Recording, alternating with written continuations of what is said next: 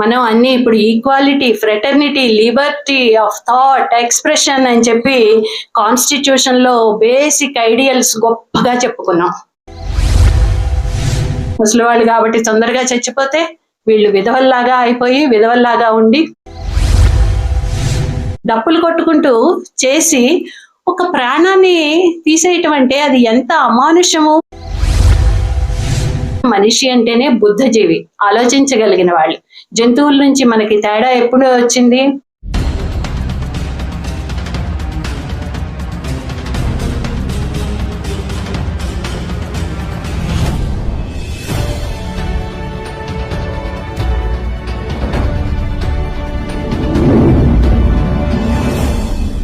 అందరికీ నమస్కారం.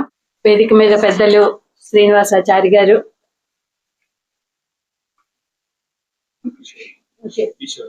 కిషోర్ గారు మరియు ఓకే, ఎక్కడున్నాయి వాళ్ళ names? Okay, George Varkey Pullat, very good. Okay, Kerala నుంచి అక్కడి నుంచి కూడా వచ్చారు పెద్దలు. నాకు మేడూరి సత్యనారాయణ గారు, గుమ్మా వీరన్న గారు, మిగిలిన వారు కూడా పరిచయస్తులు. అందరినీ ఈరోజు ఇలా కలుసుకోవటం చాలా సంతోషకరం. ఈ రేషన్ లిస్ట్ సభలు, ఇది 95వ యాన్యువల్ కాన్ఫరెన్స్ అంటేనే ఇది చాలా సంతోషం. ఎంత ఓల్డ్ది ఇది, ఈ థాట్, ఈ ప్రాసెస్, ఈ థాట్ ప్రాసెస్ అన్నది కూడా తెలుస్తూ ఉంటుంది. ఎంఎన్ రాయ్ గారి టైం నుంచి మొదలయ్యి ఈ కంటిన్యూ అవుతూ వస్తూ ఉన్నాయి. అప్పటి నుంచి కూడా ఫస్ట్ పార్టీ నుంచి మొదలుపెట్టి ఆయన పార్టీని అబాలిష్ చేసి తర్వాత ఇది ఒక మూవ్మెంట్ లాగా తీసుకువచ్చి రేషన్ లిస్ట్ మూవ్మెంట్ లాగా ఎవ్రీ ఇయర్ ప్రజల ఆలోచనల్లో మార్పు రాకపోతే పొలిటికల్ గా మాత్రమే తీసుకువస్తే సాధ్యం కాదు అని చెప్పి ఆయన నమ్మి దాన్ని డెవలప్ చేసిన తీరు, వాటిని ఎక్స్టెండ్ చేసుకుంటూ మనకు ఆంధ్రప్రదేశ్లో చీరాల, ఇంకొల్లు, తెనాలి ప్రాంతాల్లో అన్నిట్లో రేషన్ లిస్ట్ థింకింగ్ అన్నది డెవలప్ కావటానికి ఈ మిగిలిన సహచరులు అందరూ ఎలా తోడ్పడ్డారు అన్నది. మా నాన్నగారు తెనాల్లో హేతువాద కార్యక్రమాల్లో చురుగ్గా ఉండేవారు. వారి సహచరులు అచ్యుతరామ్ గారిని, బసవపున్నారావు గారు వీళ్ళందరితో కలిసి నిర్వహిస్తూ ఉండేవాళ్ళు. వీటన్నిటిలో ముఖ్యంగా రేషన్ లిస్ట్ మూవ్మెంట్ కి సిద్ధాంతకర్తగా కానీ అలా వాటి సిద్ధాంతాల గురించి మాట్లాడాలి అంటే రావిపూడి వెంకటాద్రి గారిని మించి మాట్లాడగలిగిన వాళ్ళు లేరు అసలు. ఆ రకంగా ఆయన ఒక స్థానాన్ని కంటిన్యూస్ స్టడీ, ఆయన లైఫ్ లాంగ్ మొత్తం వెంకటాద్రి గారు 99 years అని 100 కంప్లీట్ చేసుకున్నారు. 102 years. ఆయన చనిపోయే ముందు దాకా కూడా హీఈస్ వెరీ కాన్షియస్ గా ఉండి పుస్తకాలు రాయటము, చదవటము, వాటిల్లో అంతా స్ట్రాంగ్ గాను ఉన్న బిహేవియర్ అయ్యి కండక్ట్ చేయటము.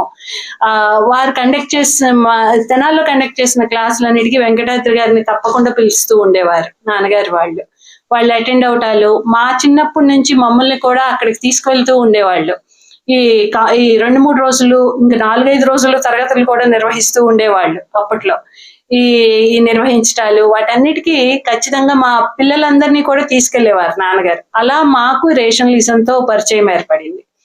అలా ఈ కేరళలో సభలకి, డెహ్రాడూన్ కి కూడా కలిసి వెళ్ళటం జరిగింది. అప్పుడు గుమ్మా వీరన్న గారితో పాటు కలిసి, తెనాలి మిత్రులతో పాటు కలిసి, ప్రఫుల్ల చంద్ర, ఆరీస్ వీళ్ళందరూ కూడా రావటము, అందరం కలిసి ఫ్యామిలీస్ తో సహా డెహ్రాడూన్ సభలకి అవి కూడా అటెండ్ అయ్యి అప్పుడు ఎంఎన్ రాయ్ గారు ఉన్న ప్లేస్లు, ఆ సభలు సిద్ధానారాయణ రే గారు వాళ్ళు కండక్ట్ చేసినవి, బాబు గోగినేని వాళ్ళు అప్పుడే ప్రామినెంట్ గా ఆ సభల్లోనే ఫస్ట్ బాబు గోగినేని పేరు అందరికీ తెలుస్తూ వచ్చింది.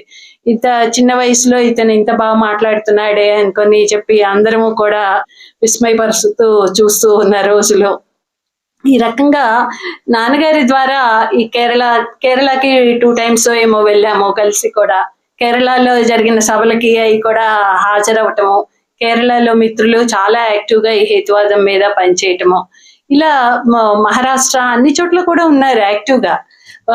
కానీ నేను మహారాష్ట్ర వెళ్ళటం జరగలేదు, అందుకని నాకు మహారాష్ట్ర గురించి ఎక్కువగా తెలియకపోయినా కూడా ఈ జరుగుతున్న పరిణామాలు, అక్కడ వాళ్ళు కూడా చేస్తున్న పోరాటాలు, మూఢనమ్మకాల వ్యతిరేక చట్టం తీసుకురావటాలు, ఇవన్నీ కూడా అందరికి ప్రేమానంద్ గారు, ఈ అందరూ తార్కండే గారు, పెద్దలందరూ మాట్లాడటము, వాళ్ళ వినటము, అదే ఒక పెద్ద ఎక్స్పీరియన్స్.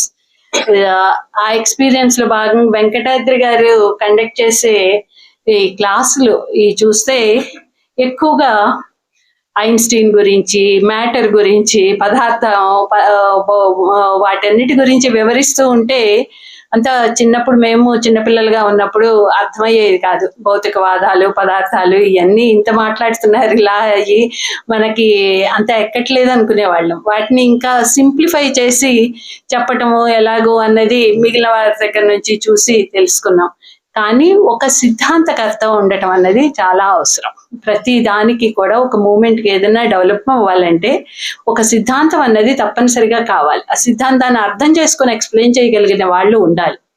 అలా లేనప్పుడు అసలు అదే డైల్యూట్ అయిపోతూ ఉంటుంటుంది. అది డైల్యూట్ అవ్వకుండా ఉండటం కోసం దానికోసమే ఇన్ని పుస్తకాలు రచించారు. వారి తర్వాత కూడా అందరికీ అందుబాటులోకి రావటానికి జీవితాంతం అన్నట్లు చాలా పుస్తకాలు రచించటం, ముద్రించటం ఇవన్నీ జరిగినాయి. దానికి అక్కడ ఇంకొల్లు వాళ్ళు కూడా సహాయపడటము, హేమా పబ్లికేషన్స్ అని చెప్పి పెట్టడము. మా నాన్నగారు కూడా ప్రతి ఈవెంట్కి, మా ఇంట్లో జరిగే ప్రతి ఈవెంట్కి హేమా పబ్లికేషన్స్ కి విరాళాలు ఇచ్చేవాళ్ళు.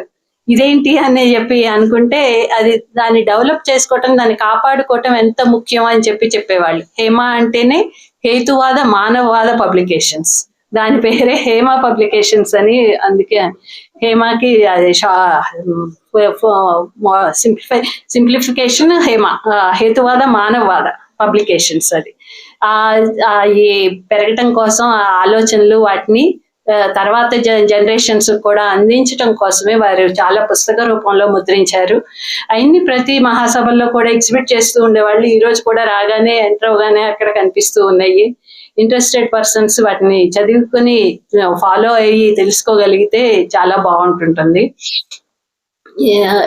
రావిపూడి వెంకటాద్రి గారి మెమోరియల్ స్పీచ్ గా నన్ను మాట్లాడమంటాం ఇది నాకు చాలా పెద్ద గౌరవం. ఈ గౌరవం అన్నది మా వివాహం కూడా యాక్చువల్ గా ఆవుల సాంబశివరావు గారు చేశారు. అప్పుడు ఆయన హైకోర్టు చీఫ్ జస్టిస్ గా, ఏపీ హైకోర్టు చీఫ్ జస్టిస్ గా చేసిన తర్వాత ఆ టైంలో మా వివాహం జరగటం 1980లో ఆయన చేతుల మీదుగా జరగటం జరిగింది. ఈ రకంగా ఒక లీగల్ సైడ్ ల్యూమినరీస్, తార్కండే గారు, వీళ్ళందరితో పరిచయాలు, వీటన్నిటితో కూడా జుడిషియరీకి దీనికి కూడా సంబంధం ఉంది. చీరాల్లో జరిగిన ఒక కార్యక్రమానికి సుదర్శన్ రెడ్డి గారు అటెండ్ అవటం కూడా నేను కూడా అటెండ్ అవటం జరిగింది. ఆ కార్యక్రమంలో ఇలా జుడిషియరీలో వాళ్ళు కూడా బ్రైట్ థింకింగ్ పీపుల్ ఎవరైనా కానీ ఈ ప్రిన్సిపల్స్, ఇందాక మన అధ్యక్షులు వారు చదువుతూ ఉన్నట్లుగానే ఈక్వాలిటీ, జెండర్ ఈక్వాలిటీ గురించి కానీ ఆ బేసిక్ ప్రిన్సిపల్స్ ఇవన్నీ కూడా తెలుసుకోవాలి అన్నవి ఆ ఆలోచనలు అవి ఉండటం అన్నది ఈ జుడిషియరీలో, కాన్స్టిట్యూషన్ లో, మనందరి వాటిలోనూ భాగం, రాజ్యాంగంలో భాగం ఈక్వాలిటీ అన్నది. ఈక్వాలిటీ ఈ ప్రిన్సిపల్స్, లిబర్టీ, ఆ థాట్ మీదే రెవల్యూషన్స్ అన్ని జరిగినాయి. Renaissance movement, French revolution, American revolution, వీటన్నిటికీ బేసిస్ కూడా ఈ థాట్సే. లిబర్టీ, ఈక్వాలిటీ, ఫ్రెటర్నిటీ, ఇవన్నీ మనుషులందరినీ సమానంగా చూడకపోవడంతో ఇన్ని రావాల్సిన అవసరం కూడా వచ్చింది.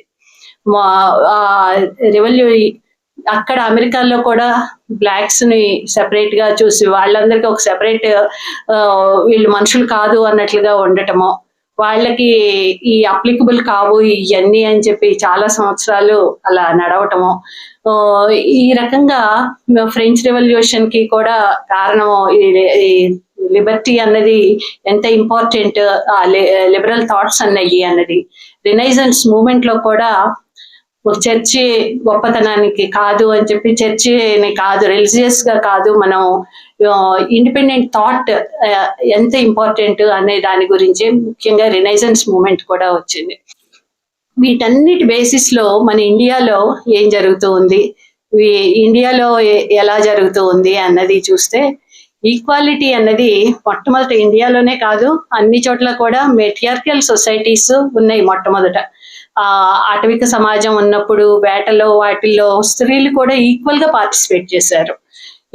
పార్టిసిపేట్ చేసి వేటాటాలు అవన్నీ కూడా వాళ్ళు ముందుండి చేశారు. మనకి ఇంకా మెట్రియార్కల్ సొసైటీస్ కొన్ని నార్త్ ఈస్ట్ లో కనిపిస్తాయి, మణిపూర్ మేఘాలయ అట్లాంటి చోట కనిపిస్తాయి, కేరళలో కనిపిస్తుంటుంది. కేరళలో కూడా మెట్రియార్కల్ ఇంటి పేరు దగ్గర నుంచి స్త్రీల ద్వారానే ఇంటి పేరు రావటం అన్నది కూడా చూస్తూ ఉంటాం. మిగిలిన చోట్ల ఎక్కడా లేనిది అలాంటిది ఇంకా కూడా వాళ్ళు అలా కాపాడుకుంటూ వస్తూ ఉన్నారు. వాళ్ళు ఆ మెట్రియార్కల్ సొసైటీని వాళ్ళ దానిగా ఉన్నదాన్ని వాటిని ఇవి మనకి అంతకు ముందు ఇలాంటి సొసైటీ ఉండేది అనే దానికి ఒక ఎగ్జాంపుల్ లాగా కనిపిస్తూ ఉంటున్నాయి. వీటి నుంచి ఎప్పుడు మరి మనం ఈ రకంగా మారాము, పేట్రియార్కల్ కి ఎప్పుడు వచ్చాము అంటే అది గ్రాడ్యువల్ గా నెమ్మదిగా అంటే స్త్రీలకి రిప్రొడక్షన్ అనేది మొట్టమొదటి నుంచి బోత్ ఇద్దరు స్త్రీలు పురుషులుగా డివైడ్ అవటం అన్నది పుట్టినప్పటి నుంచి జన్మతః ఎన్నో సంవత్సరాల నుంచి ఉన్నా కానీ డ్యూటీస్ స్త్రీలకి గర్భం దాల్చవలసిన అవసరం రావటం, రిప్రొడక్షన్ పిల్లల్ని పెంచవలసిన అవసరం రావటము, వీటన్నిటి వల్ల ఏమవుతుంది, స్త్రీలు కొంతకాలం మామూలు పనులకి దూరంగా కొద్దిగా పిల్లల్ని పెంచే బాధ్యత వాళ్ళ మీద ఉంటుంది. కాబట్టి ఆ 9 నెలలు వాళ్ళకి రెస్ట్ గా ఉండటానికి ఆ వేట నుంచి వాళ్ళకి విముక్తి కల్పించి వాళ్ళని ఇంటిలో పనులకి కన్ఫైన్ చేయటం జరిగింది.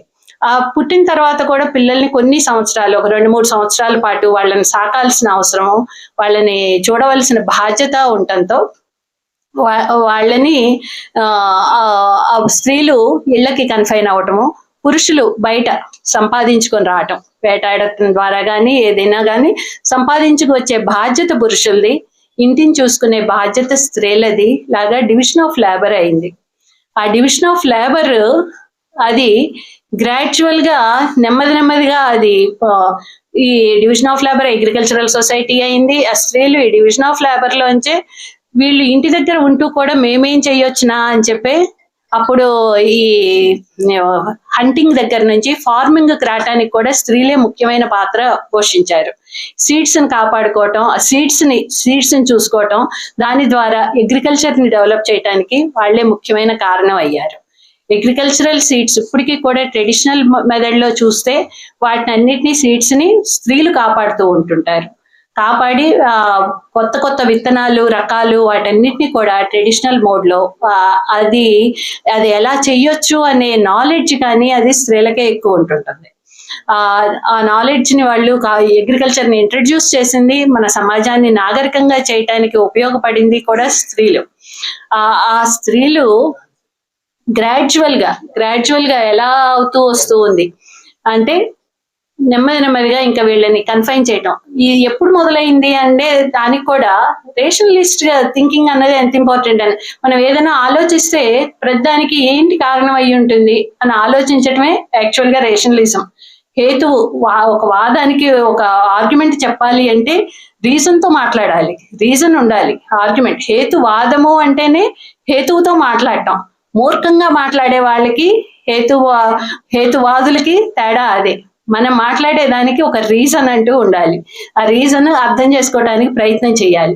ఎప్పటి నుంచి సొసైటీ ఇలా మారింది, ఎందుకు ఇలా మారింది అనేది కూడా ఒక ఆలోచన. మనందరం మనిషి అంటేనే బుద్ధజీవి, ఆలోచించగలిగిన వాళ్ళు. జంతువుల నుంచి మనకి తేడా ఎప్పుడు వచ్చింది, మన బ్రెయిన్ వర్క్ చేస్తూ ఉంటుంది, వాటన్నిటికంటే కూడా ఎక్కువ వర్క్ చేస్తూ ఉంటుంటుంది. కాబట్టి ఆ తేడాని మనిషి కాపాడుకుంటూ మనం ఆ ఆలోచనతో గనక చూస్తే స్త్రీలను ఎప్పటి నుంచి ఇలా చేయటం మొదలు పెట్టారు అంటే ప్రాపర్టీస్ అన్నది ఎప్పుడైతే సంపాదన అన్నది వచ్చిందో ఆ సంపాదన మన వాళ్ళకే వెళ్ళాలి అనే కోరిక ఎప్పుడైతే వచ్చిందో, మన పిల్లలకే పాస్ అవ్వాలి ఈ ప్రాపర్టీస్ అనే కోరిక ఎప్పుడైతే వచ్చిందో అప్పుడు స్త్రీని ఎవరి ద్వారా సంతానం కన్నదో తెలిసే అవకాశం కోసం మ్యారేజ్ అన్నది ఇన్స్టిట్యూషన్ అన్నది డెవలప్ అయింది. మ్యారేజ్, పిల్లలు, ఆ ప్రాపర్టీ తనది అని అనుకోవటము అనే థాట్ ప్రాసెస్ అన్నది అప్పటి నుంచి మొదలైంది. ప్రాపర్టీ అన్నది ఎప్పుడైతే మొదలైందో అది వాళ్ళ పిల్లలకే చెందాలి అనే కోరిక ఎప్పటి నుంచి వచ్చిందో అప్పటి నుంచి స్త్రీని కూడా ఆ పురుషుడికి కన్ఫైన్ చేయటం అన్నది మొదలైంది. ఆ కన్ఫైన్ చేసే ప్రాసెస్ మ్యారేజ్ అనే ప్రాసెస్ ద్వారా కన్ఫైన్ చేస్తూ వచ్చారు. ఆ ప్రాసెస్ వాటి ద్వారా వస్తూ ఉన్న దాంట్లో గ్రాడ్యువల్ గా స్త్రీలు వాళ్ళ హక్కులన్నిటినీ కోల్పోవటం మొదలెట్టారు. ఉన్న హక్కుల్ని ఈ పురుషులు అనుభవించడం ఎక్కువైపోయింది స్త్రీలను కన్ఫైన్ చేసి. ఆ ప్రాపర్టీ మీద జాసతో ఆ ప్రాపర్టీ గురించి అసలు స్త్రీలకి వీళ్ళు చదువుకుంటే ఎక్కువ క్వశ్చన్ చేస్తారు అన్న ఉద్దేశంతో వీళ్ళకి విద్య కూడా అక్కర్లేదు అన్నారు. విద్య కూడా అక్కర్లేదు. ఒక సెక్షన్ ఆఫ్ సొసైటీని, ఒక హాఫ్ ఆఫ్ ద పాపులేషన్ ని వాళ్ళని నిరుపయోగకరంగా అన్నట్లుగా చేస్తూ వచ్చారు. నిరుపయోగం అంటే అది మీ శాంతం ఉపయోగకరం లేకుండా అని కాదు, వాళ్ళు చేసే హౌస్ హోల్డ్ వర్క్ ని ఉపయోగం లేని దానిలాగా వీళ్ళు చుట్టం మొదలెట్టారు. అదేమి ఆ పని లేకపోతే నడవదు, సొసైటీ ముందుకు వెళ్ళదు. కానీ వాళ్ళకి ఒక పనిని కేటాయించారు, బయటకు సంపాదించి తీసుకొచ్చే పని మాది అన్నారు. దానికి గౌరవం ఇవ్వటం మొదలు పెట్టారు. ఇంటి పనికి కన్ఫైన్ చేసి స్త్రీని ఆ ఇంటి పనిని వాల్యూలెస్ గా చూడటం మొదలెట్టారు, దానికి విలువ లేని దానిలాగా. ఆ కేర్ టేకింగ్ అన్నది అది ఎంత పెద్ద బాధ్యత అన్నది, పిల్లల్ని చూసుకోవటం, ముసలి వాళ్ళని సంరక్షించటం, ఆ బాధ్యత అంతా స్త్రీల మీదకి తోసివేశారు. స్త్రీలది అది మీదే ప్రైమరీ డ్యూటీ అన్నారు. స్త్రీలు అది యాక్చువల్ గా కేర్ గివర్స్. వాళ్ళు జనరల్ గానే వాళ్ళు ఆ బాధ్యత ఆనందంగానే తీసుకుంటాం. కానీ ఆ బాధ్యతని దాంట్లో మాకు భాగం లేదు అని చెప్పి మీరు అనుకొని కేవలం మాకు మీద తోసివేయటం అన్నది అది మాకు బాధాకరం. అది మాకు అది ఆ బాధ్యత దిగిన తర్వాత కానీ దాని లోతు తెలియదు. ఒక రకంగా చిన్నప్పుడు చదువుకునేటప్పుడు అందరం ఎందుకు స్త్రీ పురుషులు అంటారు, స్త్రీలకి వేరే క్లబ్లని, వీళ్ళకి రైట్స్ అని ఎందుకు పోరాడుతున్నారు, అవసరం ఏముంది, అందరం ఈక్వల్ గానే ఉన్నాం కదా అని అనిపిస్తూనే ఉండేది. మాకు మా పిల్లలు కూడా అలా క్వశ్చన్ చేసిన వాళ్ళు, ఏం అవసరం అసలు స్త్రీల రైట్ల గురించి మాట్లాడాల్సిన పని ఏంటి అని. కానీ ఒక్కసారి నెమ్మదిగా ఇన్స్టిట్యూషనలైజ్ అయిపోతూ ఉంటుంటే మాకే అర్థమవుతూ ఉన్నాయి మేమేం కోల్పోతున్నాము అన్నది. మేము కోల్పోతున్న దాంట్లో మా ఇష్ట ప్రకారం మేము చదువుకోగలుగుతున్నామా, మా ఇష్ట ప్రకారం మేము పెళ్లి చేసుకోగలుగుతున్నామా, మా ఇష్ట ప్రకారం మేము కెరీర్లో ముందుకు వెళ్ళటం, కోరుకున్న వ్యక్తిని చేసుకోవటం సాధ్యమవుతున్నాయా, మా ఇష్ట ప్రకారం మేము పిల్లల్ని కనగలుగుతున్నామా, అసలు మా ఇష్టం అన్నది అక్కడ అసలు ఏమన్నా దాన్ని కన్సిడర్ చేయటం అన్నది ఎవరన్నా చేస్తున్నారా, అది పూర్తిగా నిర్లక్ష్యానికి గురవుతుందా అనే భావాలు ఇవన్నీ నెమ్మదిగా మాకే అనుభవంలోకి వస్తూ ఉన్నాయి. ఇక్కడ మా ఇష్టాలు ఏమిటి, అసలు ఆ ఇష్టాలకి ఏమన్నా విలువ ఉందా, గౌరవం ఉందా అనేది అది ఒక రకంగా ఇన్స్టిట్యూషనలైజ్ చేశారు. స్త్రీలకి అక్కర్లేదు, మీరు మా ప్రాపర్టీ, మిమ్మల్ని మేము మా ప్రాపర్టీ లాగా చూస్తాము. ఎవరన్నా యుద్ధాలు చేసినా గెలిచినా కూడా ఆ స్త్రీలందరూ గెలిచిన వాళ్ళ ప్రాపర్టీలు అయిపోతారు, వాళ్ళు ప్రాపర్టీ లాగా వెళ్ళిపోతున్నారు, పాస్ ఆన్ అయిపోతున్నారు. వాళ్ళ ఏ దండయాత్రలు ఏ జరిగినప్పటికీ కూడా స్త్రీలని ప్రాపర్టీగా చూసే ఆలోచన అన్నది పోలేదు. ఆలోచన నుంచే రకరకాల కస్టమ్స్ అవన్నీ కూడా డెవలప్ అయినాయి. ఆ కస్టమ్స్ డెవలప్ చేస్తూ ఎట్లాంటి కస్టమ్స్ వచ్చినాయి అంటే, ఈమె వివాహిత, ఈమె పెళ్ళైన స్త్రీ అనే గుర్తింపు కోసం మంగళసూత్రాలు, నల్లపూసలు క్రియేట్ చేశారు. ఎందుకు, పెళ్ళైన స్త్రీని అయితే దాడులు చేసి వీళ్ళు ఫలానా వాళ్ళ ప్రాపర్టీ కాబట్టి వీళ్ళని మనం తీసుకెళ్ళకూడదు అనే ఒక ఐడెంటిఫికేషన్ కావాల్సి వస్తుంది. ఒక ఆటవిక సమాజంలో కానీ ఏదైనా కానీ ఒక స్త్రీలు ఉంటే అక్కడ ఇప్పటికీ కూడా చూస్తే కోరుకున్న స్త్రీని ఎంచుకోవటాలు, స్వయంవరాలు లాంటివన్నీ కూడా చూస్తూ ఉంటాం. కొన్ని కస్టమ్స్ అవన్నీ వాళ్ళు స్త్రీ పురుషులకి కొంత సమానంగా స్వేచ్ఛ ఉండటం, వాళ్ళు ఇష్టమైన వ్యక్తిని చేసుకోవటానికి అవకాశం ఉండటం, అవన్నీ కూడా వాటిల్లో కూడా ఈక్వల్ గా సమాజం రిలీజియస్ గాను పార్టిసిపేట్ చేయాలి అంటే పెళ్ళైన స్త్రీని, పెళ్లి కాని స్త్రీని తేడాగా చూడాలి. కాబట్టి దానికోసం ఒక ఐడెంటిఫికేషన్ కోసం ఈ మంగళసూత్రాలు, మెట్టెలు, నల్లపూసలు ఇట్లాంటివన్నీ ప్రతి కస్టంలోనూ క్రియేట్ చేయటం మొదలు పెట్టారు. క్రియేట్ చేసి అంటే ఈ స్త్రీకి ఇంకా పెళ్ళయింది కాబట్టి వీళ్ళని మనం ఆశించకూడదు అనేది. అసలు ఆశించటాలు ఇవన్నీ కూడా అంటే అసలు వీటిలోనే నాకు బేసిక్ గా అనిపిస్తుంటుంది. మనుషులుగా చూడటం మానేశారు. వీళ్ళ కోరికలు ఉంటాయి అని అనుకోవటం మానేశారు.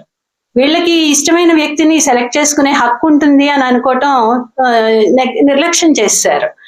చేసేసి వీళ్ళని మేము ఎంచుకోవచ్చు, మేమే ఎంచుకుంటాం.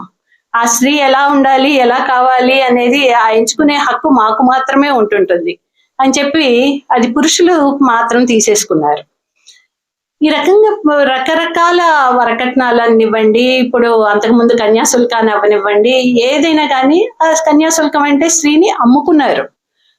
తండ్రులు వాళ్ళు వాళ్ళ పిల్లల్ని, తమ కన్యల్ని అమ్ముకున్నారు. ఎవరు ఎక్కువ ధర చెల్లిస్తే వాళ్ళకి ఇచ్చి పెళ్లి చేసడానికి అని చెప్పి వాళ్ళని అమ్ముకున్నారు. ఆ తర్వాత పోనీ అప్పుడైనా స్త్రీకి కన్యాశుల్కం అంటే ఆమెకి ఏమన్నా ఉన్నదా అంటే ఆమె మాటకి కానీ విలువ కానీ ఏమీ లేదు. అక్కడ ఎంచుకునే హక్కు ఏమీ లేదు. అలాగే ఇప్పుడు తర్వాత వరకట్నాలు అని అంటే అక్కడ పురుషులు ఎవరు ఎక్కువ కట్నం ఇచ్చే స్త్రీని వాళ్ళు చేసుకుంటాం అంటున్నారు. అంతే తప్పితే అక్కడ స్త్రీకి ఏమీ విలువ లేదు. వరకట్నం అవ్వనివ్వండి, కన్యాశుల్కం అవ్వనివ్వండి, ఏదైనా కానీ స్త్రీకి అయితే ఒక మాట, విలువ, గౌరవం లేకుండా చేసేసారు. ఈ గ్రాడ్యువల్ గా ఈ కస్టమ్స్ అని చెప్పి పేరుతో స్త్రీలను కట్టివేయటం మొదలైపోయింది. వాళ్ళు మాట్లాడటానికి వీల్లేదు. ఈ ఆచారాల పేరుతో ఇంకా కట్టివేయటాలు మొదలు పెట్టారు. ఈ ఆచారాలతో మేము కన్యాదానం చేస్తున్నాం అన్నారు. పెళ్లిళ్లలో కన్యాదానాన్ని పెట్టారు. అంటే ఈ ప్రాపర్టీ కాబట్టి మేము గిఫ్ట్ ఇస్తున్నాం. ఒక గిఫ్ట్ ఎవరైనా ఎవరికి ఏది ఇవ్వగలుగుతారు? వాళ్ళకున్న ప్రాపర్టీ ఏదైనా ఉంటే దాన్ని గిఫ్ట్ ఇవ్వగలుగుతారు. మనిషిని ఎలా గిఫ్ట్లు ఇస్తారు? అసలు మనుషుల్ని ఎలా గిఫ్ట్లు ఇస్తారు అంటే ఒకప్పుడు ఈ హరిశ్చంద్రుడి కాలం దగ్గర నుంచి భార్యను కూడా అమ్ముకునే రైట్లు ఉన్నాయి అని చెప్పారు. అప్పుడు భార్య పిల్లల్ని అందరూ కూడా వాళ్ళ ప్రాపర్టీ కాబట్టి వాళ్ళు అమ్మేసుకోవచ్చు. వాళ్ళని బానిసల్లాగా చూస్తే వాళ్ళకి ఏం రైట్స్ ఉండవు. బానిసలు లాంటి వాళ్ళని అమ్ముకునేవాళ్ళు. బానిసలుగా తీసుకొచ్చి కొంతమంది మనుషుల్ని పట్టుకొని లాక్కొచ్చి పనులు చేయించుకోవడానికి అవసరం కాబట్టి మీకేమీ రైట్స్ లేవు, మీ మీద రైట్స్ అన్ని మావి అని చెప్పి బానిసల కాలము, నిగ్రోల కాలము అవన్నీ కూడా అన్ని చోట్ల జరిగినాయి. గ్రీస్ లాంటి ప్లేస్ లో కానీ, అమెరికా లాంటి చోట్ల కానీ, అన్ని చోట్ల కూడా ఇవన్నీ స్టడీ చేస్తే అర్థమవుతూ ఉంటాయి. మనుషుల్ని, కొంతమంది మనుషులకి హక్కులు లేవు అని చెప్పి ఎలా అణిచివేశారు అని. ఆ అణిచివేతల్లో భాగంగా స్త్రీ జాతి మొత్తానికి కూడా హక్కులు లేని వాటిలాగా చేశారు. కొంతమంది మనుషుల్లో కొంత రంగుని బట్టి, రూపుని బట్టి, వాటిని డివైడ్ చేశారు. కానీ స్త్రీలకైతే టోటల్ గా మొత్తం అందరికీ కూడా మీరు మా ప్రాపర్టీలే, మీకేమీ హక్కులు లేవు అని చెప్పి డిసైడ్ చేసేసి వీళ్ళు చదువు కనుక కల్పిస్తే క్వశ్చన్ చేసే స్వభావం ఎక్కువ అవుతుంది, అందుకని వీళ్ళకి చదువు అక్కర్లేదు అని చెప్పి తీర్మానాలు చేసేసుకున్నారు. మీరే రాసేసుకున్నారు. మనువాదాలు అనివ్వండి, ఏమైనా అనివ్వండి, అవన్నీ మీకు మీరే మగవాళ్ళు రాసుకున్నాయి. అవి ఏమి స్త్రీలు రాసినవి కాదు. స్త్రీల గురించి, స్త్రీల హక్కుల్ని కాళ్ళరాస్తూ రాసినాయి. మగవాళ్ళు వాళ్ళ మేలు, వాళ్ళకి కొంత ఈ మేళ్ళు ఒక జాతి మొత్తాన్ని డామినేట్ చేసి పని మొత్తం చేసే వాళ్ళు కావాలి కాబట్టి ఒక బానిసల్లాగా మమ్మల్ని ఈ ఆచారాలు వాటి పేరుతో కానీ మొదలుపెట్టి ఇంకా దానికి కొనసాగింపుగా పూజలు, వ్రతాలు, నోములు ఇవన్నీ చేస్తే మీరు మా ఆరోగ్యాల కోసం, మా మంచి చెడుల కోసం, మా గురించి చెయ్యాలి అని చెప్పి ఇవన్నీ కూడా కల్పించి స్త్రీల టైం అంతా కూడా వాటిలోకే ఇన్వాల్వ్ అయ్యేటట్లు చేశారు. వాళ్ళు పెళ్లికి ముందు పెళ్లి కోసం పూజలు చేయాలి, పూజలు చేస్తూ ఉంటారు మంచి మొగుడు కావాలి అని చెప్పి. పెళ్ళయిన తర్వాత ఆ భర్త ఆరోగ్యం కోసం చేయాలి, పిల్లల కోసం చెయ్యాలి. ఇలా స్త్రీలందరినీ వీళ్ళ అభివృద్ధి కోసం చేయటం కోసమే వాళ్ళని మీకు సమానమైన ప్లేస్ పూజ చేయటానికి కూడా ఒక ప్లేస్ అంటూ కల్పిస్తున్నాము అంటే, వీటిల్లో భాగం కల్పిస్తున్నాము అంటే మిగిలిన మా భవిష్యత్తుల కోసం వాటి కోసం మీరు ఎలా చెయ్యాలో, ఎలా ఉండాలో, ఒక నడవడిక ఎలా ఉండాలో ఇది ఒక అన్రిటన్ కాన్స్టిట్యూషన్ లాగా రాసి వేశారు. ఈ అన్రిటన్ కాన్స్టిట్యూషన్ మన బుర్రలన్నిటిలోకి, మెదళ్లలోకి జీర్ణింప చేసేసారు. దాని నుంచి బయటపడటం మనం ఇప్పుడు ఏ రాజ్యాంగాలు రాసుకున్నా కానీ సాధ్యపడట్లేదు. మనం అన్ని ఇప్పుడు equality, fraternity, Liberty of thought, expression అని చెప్పి కాన్స్టిట్యూషన్ లో బేసిక్ ఐడియల్స్ గొప్పగా చెప్పుకున్నాం. కానీ ఆచరణలో ఎలా ఉన్నాయి? అందరి బుర్రల్లో జీర్ణించుకుపోయి ఉన్నాయి. ఏమిటి? వీళ్ళు మా ప్రాపర్టీలు, మా వస్తువులు, మా గురించి మాత్రమే వీళ్ళు తాపత్రయపడతారు, వీళ్ళని డిపెండెంట్స్ గానే ఉంచితే తప్పితే వీళ్ళు లేకపోతే ఫ్రీ అయిపోయి వాళ్ళ రైట్స్ అని చెప్పి కొట్లాడితే కష్టమైపోతుంటుంది అని చెప్పి వీళ్ళని డిపెండెంట్స్ లాగానే చేసేసారు. వీళ్ళకి ఏమీ సంపాదనలు అక్కర్లేదు, ఉద్యోగాలు అక్కర్లేదు, వేరే ఏమీ అవసరం లేదు. వీళ్ళు ఎంతవరకు మన డిపెండెంట్స్ గా ఉంటేనే మన మాట వింటారు, లేకపోతే మన మాట వినరు. సొంత సంపాదనలు, సొంత ఆలోచనలు అంటూ వస్తే ఈ ఇన్స్టిట్యూషన్ లోంచి కూడా ఎంత విలువ గౌరవం ఇస్తారో మ్యారేజ్ అనే ఇన్స్టిట్యూషన్స్ కి, మన సమాజానికి ఇది తెలియదు. వీళ్ళు అన్ని కట్టేలు చేయటానికి ఆల్వేస్ ప్రయత్నం జరుగుతూనే ఉంది. ఇన్ని వందల వేల సంవత్సరాల నుంచి వీళ్ళకి హక్కులు కావాలా? ఓటు హక్కులు అవసరమా? ఈ ఇష్టమైన వాడిని చేసుకునే హక్కు అవసరమా అని చెప్పి ఇప్పటికీ కూడా ఆలోచనలు నీకు ఆ రైట్ లేదు అని చెప్పి పేరెంట్స్ చెప్తూనే ఉంటారు. పేరెంట్స్ ఇష్టం వచ్చిన వాడిని చేసుకోవటానికి లేదు, మేము ఎవరినైతే సెలెక్ట్ చేశామో వాళ్ళని నువ్వు చేసుకోవాలి. అసలు ఒక వ్యక్తి ఇంకొక వ్యక్తితో ఒక సెక్స్ గాని ఏదైనా పాల్గొనాలి అంటే ఇష్టం లేని వ్యక్తితో, తెలియని వ్యక్తితో జీవితాంతం ఉండటం అన్నది ఎంత కష్టం, అసలు ఎంత కష్టం. ఎవరికన్నా అది ఆలోచిస్తున్నారా? ఆ సెలెక్ట్ చేసుకునే రైట్ ఓన్లీ పురుషుడికే ఉందా? స్త్రీని సెలెక్ట్ చేసుకునే రైట్ స్త్రీకి లేదా? స్త్రీకి అసలు ఆ రైట్సే లేవు అని చెప్పి ఎవరు చెప్తున్నారు? ఈ కాన్స్టిట్యూషన్, ఈ అన్రిటన్ కాన్స్టిట్యూషన్స్ ఇవన్నీ ఎవరు క్రియేట్ చేస్తున్నారు? ఎందుకు ఇన్ని వేల సంవత్సరాల నుంచి స్త్రీల మీద ఎలాంటి హింస నడుస్తూ ఉంటుంది? బాల్య వివాహాలు అని చెప్పి లక్షల్లో, కోట్లలో ఉన్న స్త్రీలు అందరినీ వాళ్ళకి సరైన వయసు వస్తే, నిర్ణయించుకునే వయసు రాకుండానే చేసేస్తే ఒక బాధ్యత తీరిపోతుంది. వాళ్ళు మన మాట వింటారు. పెద్ద వయసు వచ్చిన కొద్దీ, వాళ్ళకి ఆలోచన పెరుగుతున్న కొద్దీ మనం చెప్పే వ్యక్తులను కానీ వాళ్ళు చేసుకోరు, సెలెక్ట్ చేసుకుంటాం అంటారు అని చెప్పి బాల్య వివాహాలు చేయటం మొదలు పెట్టారు. ఆ బాల్య వివాహాల్లో ఆ భర్త ముసలి వాళ్ళకి మొట్టమొదటి చిన్న వయసు ఉన్న పురుషులకి ఇచ్చి చేశారు, ఆ తర్వాత ముసలి వ్యక్తులకి ఇచ్చి చేశారు. ఇంకా కన్యాశుల్కాలు మొదలైనవి కాబట్టి వాళ్ళు కొనుక్కుంటున్నారు కాబట్టి ముసలివాడైనా డబ్బులున్నవాడు కొనుక్కుంటే వాళ్ళకి భార్యలుగా వెళ్ళవలసి వచ్చింది. వాళ్ళు ముసలివాళ్ళు కాబట్టి తొందరగా చచ్చిపోతే వీళ్ళు విధవల్లాగా ఉండి ఆ విధవల జీవితాలు ఎంత ఘోరంగా అయిపోయినాయి అంటే, ఒక వ్యక్తురాలయ్యే వయసు వచ్చే లోపే విధవ అయిపోయేవాళ్ళు. వ్యక్తురాలయ్యే వయసు వచ్చి వాళ్ళకి కోరిక అన్నది తెలిసే లోపే వాళ్ళకి పార్ట్నర్ కూడా లేకుండా ఉండేవాళ్ళు. ఒక పార్ట్నర్ కూడా లేకుండా ఉంటే సమాజం ఏమయ్యేది? ఇంకా ఇంట్లో ఉన్న మగవాళ్ళందరూ వీళ్ళు వాళ్ళ ప్రాపర్టీ లాగా అనుకునేవాళ్ళు. ఆ వావి వరుసలో అట్లాంటియో ఉన్నవాళ్ళు ఎవరన్నా బావలో, మామలో అట్లాంటి వాళ్ళు ఉంటే వీళ్ళందుకంతా ఆ స్త్రీలు వాళ్ళ ప్రాపర్టీ లాగా ఉండేవాళ్ళు. ఆ ప్రాపర్టీలో, ఆ వావి వరుసలు లేని క్రమాల్లో వాటిల్లో కూడా పిల్లలు ఎవరన్నా పుడితే వీళ్ళ పరువుకి భంగం కలుగుతుంది అని వాళ్ళని ఇంట్లో నుంచి తరిమి వేసేవాళ్ళు. వాళ్ళందరూ ఎక్కడ చేరేవాళ్ళు? బృందావనం అని చెప్పి అక్కడ విధవలందరూ అక్కడ చేరేవాళ్ళు. అక్కడ ఉండేవాళ్ళు. అయ్యి బృందావనాన్ని గొప్పగా చెప్పుకుంటూ ఉంటాం. బృందావనంలో ఎంతమంది విధవలు ఎలా ఉంటున్నారు, ఎలాంటి జీవితాలు గడిపారు, ఇంట్లోంచి గెంటివేయబడ్డ వాళ్ళు, ఏ పరిస్థితుల్లో వాళ్ళని విధవలుగా అవటానికి వాళ్ళెంత కారణం, ఆ విధవలుగా అయిన తర్వాత వాళ్ళ జీవితాలు అంత దుర్భరంగా అవటానికి ఎవరు కారణం?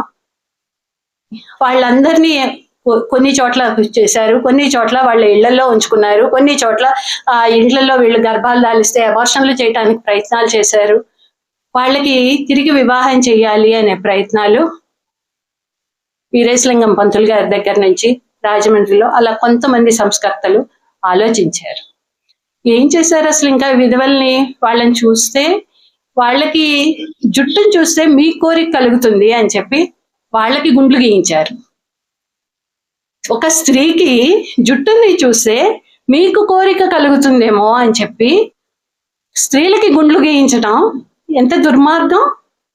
చిన్నప్పుడే చిన్న వయసు నుంచి జుట్టు పెరగకుండా రెగ్యులర్ గా గుండ్లు గీయిస్తూ షేవులు చేస్తూ వాళ్ళకి ఒక కోరికలు లేకుండా చేస్తూ ఇవి అన్ని రకాల సమాజాల్లోనూ చూస్తూ ఉన్నాం. ఆఫ్రికన్ సమాజాల్లో క్లిటోరిస్ ని కట్ చేస్తారు పిల్లలకి 8 ఏళ్ల వయసుకి వాళ్ళకి. ఎందుకు? అది కోరిక రేకెత్తిస్తుందేమో సెక్స్ చేసే టైంలో, ఆ కోరిక లేకుండా కట్ చేయటం అవసరము అని చెప్పి అన్ని రకాల ఆచారాలు అన్ని చోట్ల, ఆఫ్రికాలో అనివ్వండి, ఇండియా అనివ్వండి, అన్ని చోట్ల అన్ని రకాల అకృత్యాలు స్త్రీల మీద చేసుకుంటూ పోయారు. ఆ క్లిటోరిస్ ని కట్ చేయటం, ఆ కట్ చేయటాల్లో అది పోనీ డాక్టర్లు చేస్తారా? అవి కూడా కాదు. స్త్రీలకి కోరిక ఉండకూడదు అని ఓ రిలీజియస్ లీడర్ ఎవరినో వస్తారు, వాళ్ళు పిలుస్తారు, వాళ్ళు కట్ చేస్తారు. చిన్నప్పుడే మగ పిల్లలకి సుంతీళ్ళు అన్నట్లుగా ఆడపిల్లలకు కూడా ఈ రకంగా చేసేవాళ్ళు. క్లిటోరెక్టమీ అని, దానికి ఇంకా రకరకాల పేర్లు అవి కూడా ఉన్నాయి. చేసి ఈ రకంగా వాళ్ళ మనుషుల్ని చూస్తే స్త్రీలను చూస్తే కోరిక కలుగుతుందేమో అని చెప్పి స్త్రీలకి బురకాలు వేశారు. వాళ్ళకి కోరిక కలుగుతుంది అని చెప్పి మేము ముసుగుల్లో ఉండాల్సిన పరిస్థితులు కల్పింపజేశారు. మా లైఫ్ లాంగ్ బయటకి అంటూ వెళ్తే ఇంకొకటి పురుషుడి దృష్టిలో నువ్వు పడితే నువ్వు కనపడకూడదు. వాళ్ళకి ఎక్కడ కోరిక రేకెత్తి నీ మీద వస్తారో, నువ్వు నా ప్రాపర్టీ కదా, నిన్ను రిజర్వ్ చేసుకోవాల్సిన బాధ్యత నాది కదా, అందుకని నువ్వు బురకాల్లో తిరుగు అని చెప్పి ఒక్కొక్క కల్చరు, ప్రతి కల్చరు ఒకటి గొప్పగా చూసిందని లేదు, ఇంకొకటి తక్కువగా చూసిందని కాదు. అన్ని కల్చర్స్ అలాగే చేసి స్త్రీల మీద ఈ అఘాయిత్యాలు, ఈ అన్యాయాలు వేల సంవత్సరాల నుంచి నడిపిస్తూ వస్తున్నారు. ఒక జనరేషన్ మీద ఇంతింత అకృత్యాలు చెయ్యటం అది మంచి కోసం అవుతుందా? సమాజం మంచి జరుగుతుందా? ఎవరి మంచి కోసం ఉపయోగపడుతుంది? ఆ బేసిక్ ఆలోచనలలో నుంచి మనం ఇండిపెండెన్స్ తెచ్చుకున్నామే తప్పితే మన మనసుల్లోంచి మెదళ్లలోంచి పోలేదు ఆలోచన. అవి పోవాలి అంటే చాలా చాలా కష్టపడాలి. ప్రతి ఒక్కళ్ళం కష్టపడాలి. స్త్రీలుగా కష్టపడాలి, పురుషులు కష్టపడాలి. మనకి జీర్ణింప చేసేసారు కాబట్టి దాంట్లో నుంచి బయటకు రావటం చాలా చాలా కష్టసాధ్యం అవుతూ వస్తుంది. ఈ ఆలోచనల్లోంచి అసలు పురుషులకి స్త్రీలకి విద్య అవసరమా అనే దగ్గరే చాలా కాలం, చాలా సంవత్సరాలు డిబేట్లు మొదలైనవి. సావిత్రిబాయి పూలే గారు 200 సంవత్సరాల క్రితం స్త్రీలకి విద్య అవసరము, వీళ్ళకు కూడా చదువు అవసరము అని చెప్పి పోరాడి స్కూల్స్ పెట్టించారు. పూణేలో, మహారాష్ట్రలో చాలా చోట్ల చాలా స్కూల్స్ అయ్యి ఓపెన్ చేశారు. ఆవిడ మీద ఈ ఆడపిల్లలకి నువ్వు చదువులు అంటావా, బయటకు తీసుకొస్తావా, రోడ్ల మీద తిరుగుతారా వాళ్ళు అని చెప్పి పేడ నీళ్లు కొట్టారు. ఆవిడ స్కూల్కి వెళ్ళే ప్రతిసారి ఆవిడ హిస్టరీ చదివితే 2 చీరలు ఒక చీర సంచిలో పెట్టుకుని వెళ్ళేవారట. ఇందుకు వీళ్ళు పేడ నీళ్లు కొడితే అక్కడికి స్కూల్కి వెళ్ళి ఆ చీర మార్చుకొని మళ్ళా ఆమె కార్యక్రమాన్ని కొనసాగించారు. అట్లాంటి పట్టుదలతో ఉన్న స్త్రీలు ఎంతో మంది కొన్ని హక్కుల కోసం మీ జనరేషన్లు ఇలా అయిపోతే ఎలాగూ అని చెప్పి వీళ్ళలో మార్పు రావాలి, తీసుకురావాలి అని చెప్పి కృషి చేయాలి అంటే పురుషుల సహకారం కూడా ఉండటంతో చేయగలిగాం. సతీ సహగమనం లాంటి ఆచారాలు, వాటిని ఆ ప్రాపర్టీల కోసం స్త్రీలు బ్రతికితే భర్త ప్రాపర్టీ ఎక్కడ అడుగుతారో అని చెప్పి ఆ ప్రాపర్టీల కోసం అని చెప్పి సతీ సహగమనం అని పెట్టారు. భర్తతో పాటే ఆమెను కూడా చితిలోకి తోసేయాలి అని.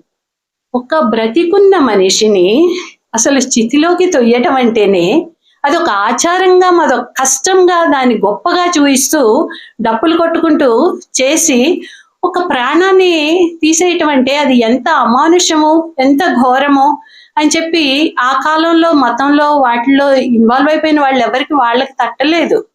ఎక్కడో కొద్ది మందికి ఇది అమానుషం అనిపించింది.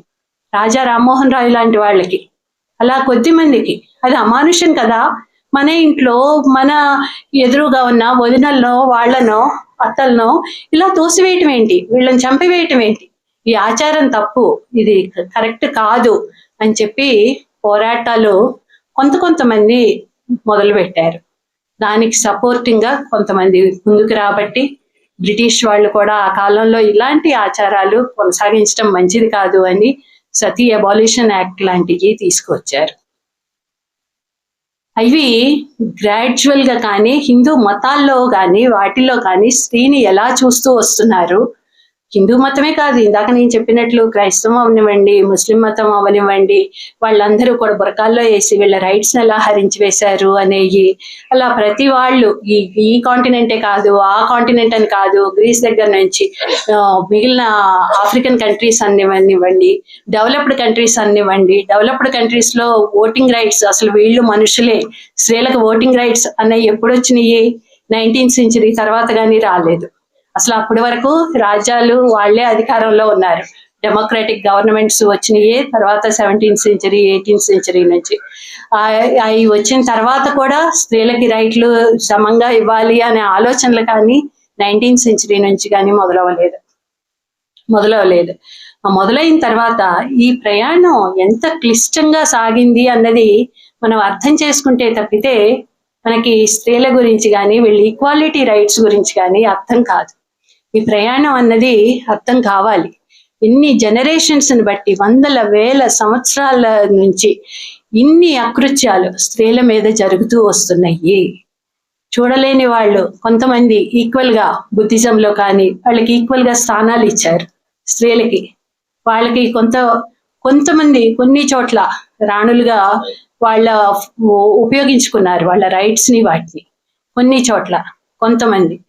ఇలా అలా వచ్చిన వాటిలోంచే గ్రాడ్యువల్ గా మా డెవలప్మెంట్ ఈ రకంగా ఈ ప్రయాణం ఇక్కడ దాకా సాగటానికే ఇన్ని వందల వేల సంవత్సరాలు పట్టింది. మా హక్కుల్ని తీసేయటానికి వేల సంవత్సరాలు పట్టింది. ఆ హక్కుల పోరాటం కోసం కొన్ని ఇప్పుడు 100 సంవత్సరాల నుంచో, మాక్సిమం కొన్ని 200 సంవత్సరాల నుంచో ఇప్పుడు మొదలైంది. ఈ మొదలయ్యటాల్లో గ్రాడ్యువల్ గా ముందు ఇందాక నేను చెప్తూ ఉన్నట్లుగానే ఒక డిబేట్స్ మా చిన్నప్పుడే మొట్టమొదటి చూసేవాళ్ళం. అసలు స్త్రీలకు విద్య అవసరమా అనే డిబేట్స్ నడిచేవి. స్త్రీలకు విద్య కావాలి అనే డిబేట్స్, దాని తర్వాత స్త్రీలకి కొన్ని సెపరేట్ కాలేజెస్ ఉంటే బెటర్, వీళ్ళ పురుషులు వాటి నుంచి డైరెక్ట్ గా అంత లోన్ అవ్వరు, ఆకర్షణలో వాళ్ళు వీళ్ళని వీటిలో కొన్ని భ్రమల్లోకి పడేయటాలు జరగవని చెప్పి సెపరేట్ ఆడపిల్లలకి కాలేజెస్ నెలకొల్పడం అన్నవి మొదలు పెట్టారు. దుర్గాబాయి దేశ్ముఖ్ గారు లాంటి వాళ్ళు, మిగిలిన వాళ్ళు, అలా కొంతమంది. అలా అయినా ఏదైనా సరే మరి మంచిదే. తర్వాత గ్రాడ్యువల్ గా కో ఎడ్యుకేషన్ అవసరం. స్త్రీలు పురుషులు ఇద్దరికి కూడా ఒకళ్ళొకళ్ళకి ఆ ఆకర్షణల్ని వాటిని కూడా ముందుకి అధిగమించి ముందుకు భవిష్యత్తు నిర్మించుకోవటం కోసం వాళ్ళకి అవకాశాలు కలిసి రావటం అవసరం కూడా. వాళ్ళ పురుషుల ఆలోచనలు కూడా స్త్రీలతో కలిస్తే కానీ వీళ్ళు మనతో పాటు ఈక్వలే కదా అన్న భావం కూడా కలిసి చదువుకుంటే కానీ రాదు అని వీళ్ళని ఒక సెపరేట్ తెగలాగా, కేటగిరీ లాగా సెపరేట్ కాలేజీల్లో సెపరేట్ వాటిల్లో పడేసే కంటే కలిపి చదివితే వాటిలో అనిపిస్తుంటుంది, ఒక సమానత్వ భావం అన్నా వస్తుంటుందేమో అని చెప్పి కో ఎడ్యుకేషన్లు నెమ్మదిగా మొదలైనవి. ఆ కో ఎడ్యుకేషన్లు వీటిలో అందరూ అలాగే ఉంటారని కాదు, అందరూ మంచి ఆలోచనలు గల వాళ్ళు కూడా ఉన్నారు కాబట్టే ప్రోగ్రెస్ అంతా జరుగుతూ వచ్చింది. కానీ ఈ ప్రోగ్రెస్ నెమ్మదిగా మనం ఇంకా సమానత్వం వైపుకు వచ్చామా అంటే ఇంకా రాలేదు. సమానత్వం వైపు అడుగులు వేస్తున్నాం అంతే. ఇప్పుడు సమానులమైనా అంటే ఇప్పటికీ సమానులం కాదు మేము స్త్రీలవి. ఎందుకు మీకు చదువుకోవటానికి అవకాశం లేదా? ఉన్నది. ఉద్యోగం చేస్తున్నారా లేదా? చేయగలుగుతున్నాం అవి కూడా. కానీ అన్ని అవకాశాలు సమంగా ఏమీ లేవు స్త్రీలకి కానీ పురుషులకు కానీ.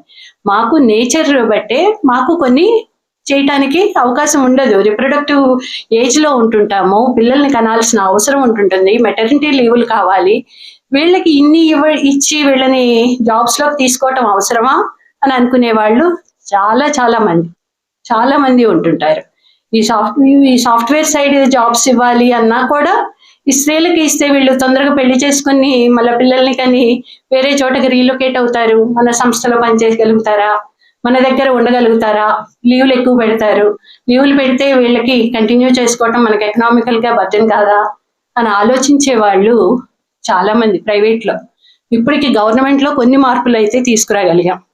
మెటర్నిటీ లీవ్లని కొన్ని సౌకర్యాలు కల్పించడానికి చాలా పోరాడి అవి కూడా చాలా ఉద్యమాలు చేసి ఈ అవసరము బేసిక్ గా అని చెప్పి చేస్తే కొన్ని కంట్రీస్ లో కొన్నిటిలో ఒక్కొక్క దానికి ఒక్కొక్క పీరియడ్ పెట్టుకున్నారు. కొన్ని జర్మనీ లాంటి కంట్రీలు వాటిలో ఏడాది పాటు ఇస్తున్నారు మెటర్నిటీ లీవ్లు. ఇక్కడ మన దగ్గర 6 నెలలు ఇస్తుంటారు, 3 నెలలు ఇస్తుంటారు, 5 నెలలు అలా వేరీ అవుతూ ఉంటుంటాయి. ప్రైవేట్ లో అసలుకే ఉండవు, జాబ్సే పోతూ ఉంటాయి. మనం ఈ టైంలో రిప్రొడక్టివ్ ఏజ్ ఉంది వాటిలో అంటే వాళ్ళని ఎంప్లాయ్ చేసుకోవటానికే వెనకడుగు వేస్తారు.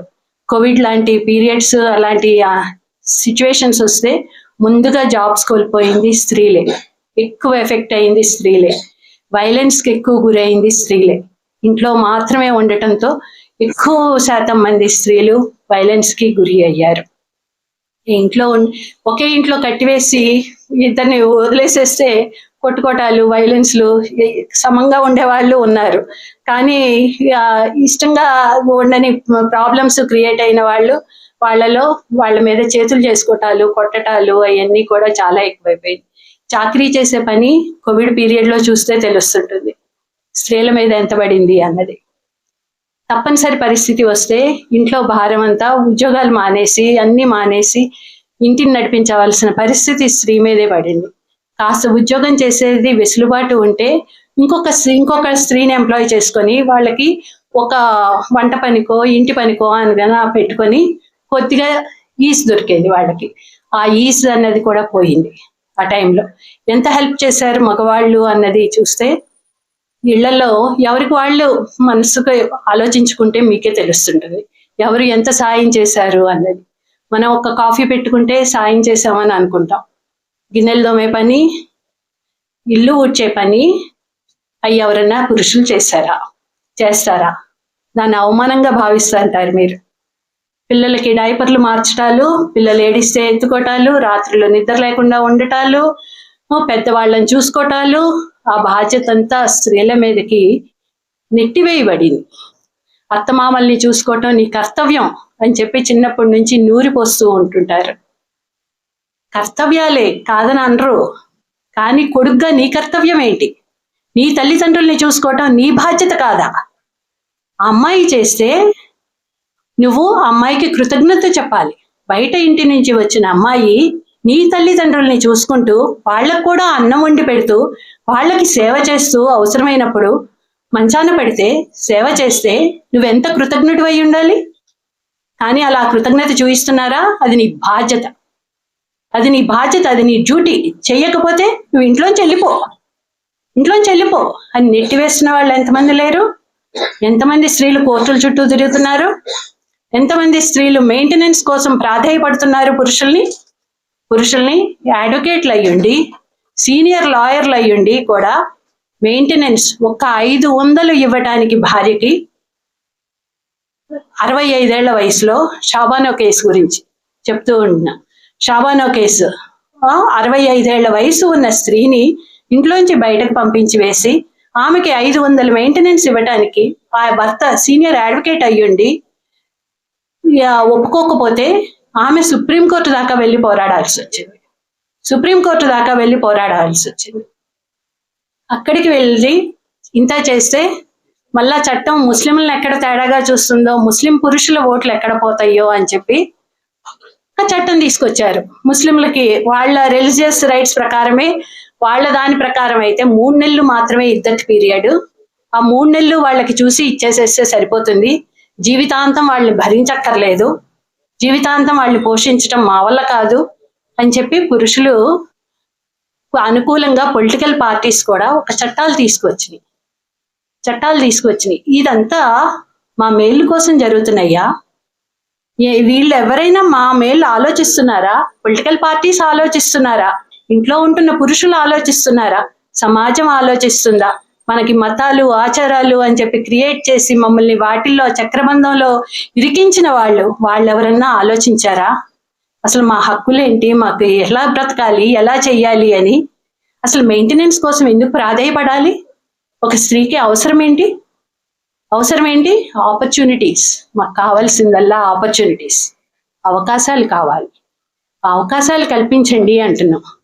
రాజ్యాంగం కల్పిస్తుంది, మీకు కూడా సమాన అవకాశాలు ఇస్తున్నాము, చదువుకోవటానికి, విద్య, ఉద్యోగాలు అన్నిట్లో సమాన అవకాశాలు ఇస్తున్నాము అని చెప్పి ఆర్టికల్ 14, 15, 16 చెప్తూ ఉంటుంది. కానీ సమాజంలో పుస్తకాల్లో ఉన్నంత మాత్రాన సరిపోతుందా? సమాజంలో ఉందా ఆలోచన? సమాజంలో ఆలోచన రానంత వరకు ఉపయోగం లేదు. పుస్తకాల్లో ఉన్నంత మాత్రానే ఏ మార్పులు జరగవు, ఏవి రావు. మేము చెప్పుకోవటానికి పనికొస్తాయేమో. మా సమాజం కూడా, మా ఇండియన్ కాన్స్టిట్యూషన్ చూడండి ఇంత గొప్పగా ఉంది, స్త్రీలకు సమాన హక్కులు కల్పిస్తుంది అని.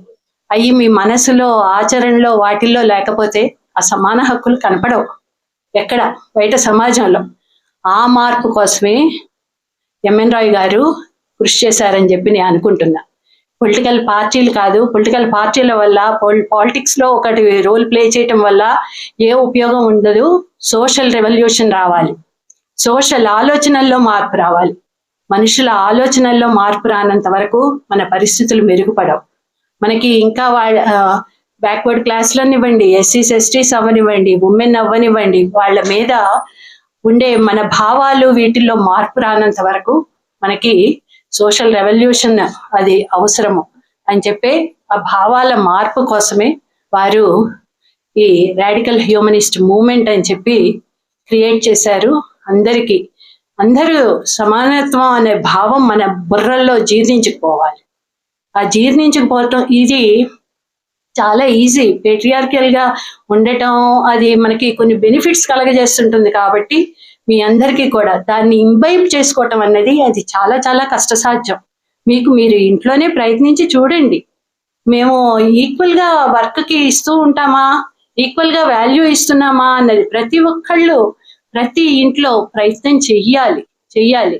వాళ్ళకి ఎంత ఈక్వల్ గా మేము ట్రీట్ చేస్తున్నామా లేదా, మా మనసులో ఎక్కడన్నా ఇంకా ఎలా చేస్తున్నామా, వాళ్ళ ఆలోచనలు అలా ఉండటానికి కూడా స్త్రీలలో ఏ గొప్పగా ఉన్నాయని కాదు, స్త్రీలలోనే ఇంకా ఎక్కువ ఆలోచనలు వాళ్ళ బుర్రల్లో పెట్టేసి ఉంచారు. కాబట్టి వాళ్ళని స్థాయికి తీసుకురావాలి అంటే, వాళ్ళ ఆలోచనలు పెంచాలి అంటే అది ప్రయత్నం చెయ్యాలి, చాలా ప్రయత్నాలు జరగాలి.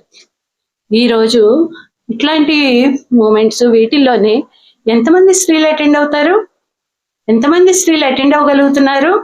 మీ కుటుంబాల్లో మీ స్త్రీలను మీరు తీసుకురాగలుగుతున్నారా, తీసుకువస్తున్నారా? ఎందుకు తీసుకురాలేకపోతున్నారు? వాళ్ళు ఈరోజు అక్కడ ఇంట్లో ఉండి మీకు వంట చెయ్యాలి, పిల్లల్ని చూసుకోవాలి, మీ పెద్దవాళ్ళని చూసుకోవాలి. వాళ్ళు బయటకు వచ్చి ఇక్కడ మాటలు వింటే పనులు ఎలా జరుగుతాయి? పనులు జరిగే పద్ధతులు ఏం లేదు. ఇద్దరు కలిసి పని చేసుకోవాలి. ఆమె బయటకు రావాలంటే ఇద్దరు కలిసి పని చేయటానికి మీరు ఎంతవరకు సిద్ధపడుతున్నారు? మీరు ఎంత సహాయం చేస్తున్నారు? ఆమెని ఇంటిలోంచి బయటకు తీసుకువచ్చే కార్యక్రమానికి మీ సహాయం ఎంత ఉంటుంది? అది ప్రతి వాళ్ళు ప్రశ్నించుకోవాలి. అవసరం ఉంది. ఆ సహాయం మన పిల్లలు సొంతంగా పెళ్లిళ్ళు చేసుకుంటా ఉంటే మనం ఎంకరేజ్ చేస్తున్నామా? వాళ్ళకి ఆ తగిన ఆలోచనని, విద్యని, జ్ఞానాన్ని ఇవ్వటమే మన పని. తల్లిదండ్రులుగా సరైన వాళ్ళని ఎంచుకోగలిగిన సామర్థ్యాన్ని ఇవ్వటమే మన పని. అది ఇవ్వకుండా వీళ్ళని కంట్రోల్ చెయ్యాలి అని చెప్పి చూస్తే అవుతాయా పనులు? అవ్వవు. నువ్వు నా కులంలో వాడినే చేసుకో, నేను చూపించిన వాడినే చేసుకో, వీడికి పోనీ ఒక అర్హత ఉంది, ఒక జాబ్ ఉంది. నువ్వు సొంతంగా నిర్ణయం చేసుకుంటే నువ్వు సొంతంగా నిర్ణయాలు సరిగ్గా చేసుకోలేవు, సరైన నిర్ణయాలు నువ్వు తీసుకోలేవు. కాబట్టి మేము చేస్తున్నాం నీ తరపున అని అంటున్నారు. కానీ వాళ్ళ జీవితం ఎలా వెళ్ళాలో నిర్ణయించుకునే హక్కు ప్రతి ఒక్కళ్ళకి ఉంది. ప్రతి మేజర్ అయిన ప్రతి స్త్రీ పురుషులు అందరికీ కూడా వాళ్ళ జీవితాన్ని నిర్ణయించుకునే హక్కు వాళ్ళకు ఉంది. రాజ్యాంగం చెప్తుంది. కానీ మన ఇళ్లలో రాజ్యాంగాలు మనం వాళ్ళని ఎలా చేస్తున్నామా? చేయనివ్వట్లేదు. వాళ్ళ కెరీర్లు వాళ్ళని చేసుకొనివ్వట్లేదు.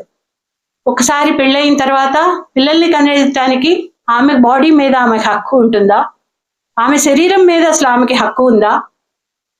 ఒక విద్యని చదువుకోవటానికి, ఏమి కెరీర్లో నేను ఏం చదువుకోవాలి, ఏం ముందుకు వెళ్ళాలి అనేది చేసుకోవటానికి ఆమెకి రైట్ ఉందా?